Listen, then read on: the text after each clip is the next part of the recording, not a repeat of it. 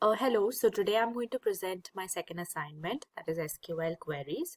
So the first step for SQL queries is creating a table. So I have created a table and inserted few values in it. So as you can see in the notebook, I have created a table named student can, which has 10 columns in it. All of them have different data types. So mostly I have used varchar since it's a combination of text and numeric. Only for the age column I have used integer since it's only numerics. And I have inserted the values in the table as shown in the query over here. So after executing, I have inserted all of them successfully. So now the second query that I have done is the select statement. So in the select statement, basically, the first simple statement is that is select star from the table, which is basically giving you all the details of that particular table. So as you can see, all my records have successfully been inserted into the table. The second statement that I am seeing is the update one. The update statement is basically used to modify any of your records which is there in the table. So here I have modified the address city and the address country of the student ID S009. So before it was Toronto, before it was Sydney and Australia. After updating my command, it has changed to Toronto and Canada. So this is the update command that I have basically done here, and here the syntax is as well, mentioned as well. The third thing is the wildcard statement. So in the wildcard statement, I am using the function of like. So basically, two types of conditions I'm showing over here. In the first condition, I am going to select the students which basically can speak English only. So as you can see, I have said I will select the students from the table where my language is English. So it has selected all the students that have language English.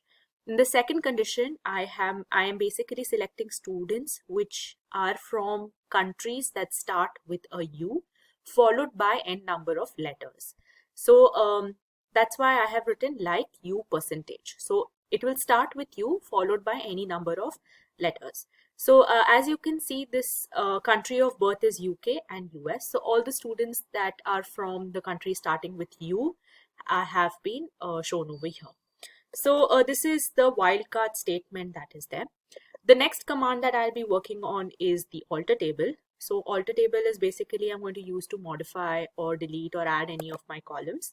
So I have added one column which is date of birth, which is a date data type in my student can table. So actually I ran this command again, so it's showing me a duplicate column name. So it has already added in my database. So after adding, I've also renamed a column. So before in my database, as you can see, there is a column named language. Now I have renamed the column from language to language spoken, and after selecting, you can see the change has been done. So this is the alter table column that I have done. Then is the delete and drop command. So first I will be doing the delete command. So as you can see the delete command, I am deleting the row where the student ID is S010. So the last column will be deleted of this table. And as you can see, after select the column, the row of S010 has been deleted. So this is the delete command. And then I have the drop table. So this command is basically used to drop your table from the database. So I have used this command, and if I am doing again a select star for that particular table, it is showing no such table. So it means that it has been dropped from the database. So this is the delete and the drop command. Now, apart from the commands, I have also done the chart representation. So the first thing that I have done is imported the library in Python. And then I have basically shown two charts over here. In the first chart, it is basically the address country and the count of students in from every country.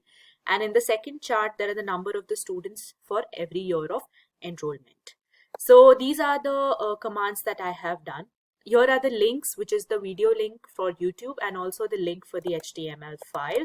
So this will be the HTML file that will be available with the link. So that was all for today's assignment. Thank you.